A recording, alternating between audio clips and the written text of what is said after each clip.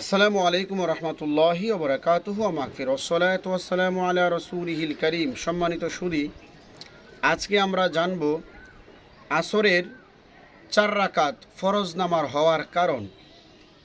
আসরের সময় ফরজ নামাজ 4 রাকাত হলো কেন, তার কারণ কি, রহস্য কি, আমরা উদ্ঘাটন করার চেষ্টা করব।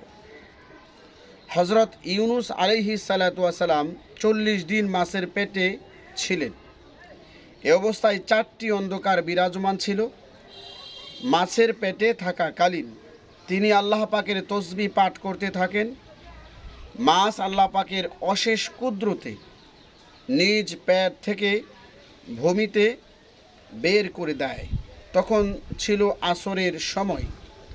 হযরত ইউনুস আলাইহিস সালাতু ওয়াস সালাম 4 অন্ধকার থেকে মুক্তি পেয়ে আল্লাহ তাআলার জন্য প্রথম রাকাত রাতের অন্ধকার থেকে মুক্তি পাওয়ার জন্য ইউনুস নবী আদায় করেন।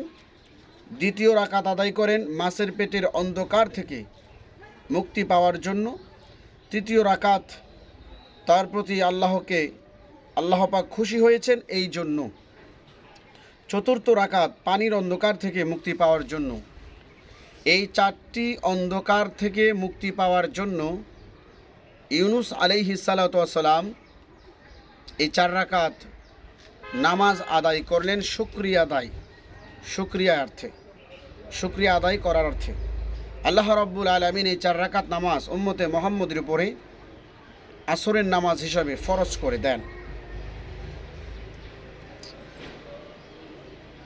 এই আসরের নামাজ আদায় করার বদলতে তারা যেন 1 লাঞ্ছনাপূর্ণ মৃত্যু, 2 বেঈমান হয়ে মৃত্যুবরণ, 3 কবরের অন্ধকার, 4 পুলসেরাত ও দুজুকের অন্ধকার হতে মুক্তি লাভ করতে সক্ষম হয়। এই 4 রাকাত আসরের নামাজ আদায় করলে এই 4টি বিষয় আপনি পাবেন। মৃত্যুর লাঞ্ছনা থেকে মুক্তি পাবেন, বেঈমান হয়ে মৃত্যুবরণ হবে না, কবরের অন্ধকার থেকে মুক্তি পাবেন, পুলসেরাতের এবং দুজুকের অন্ধকার থেকে মুক্তি পাবেন।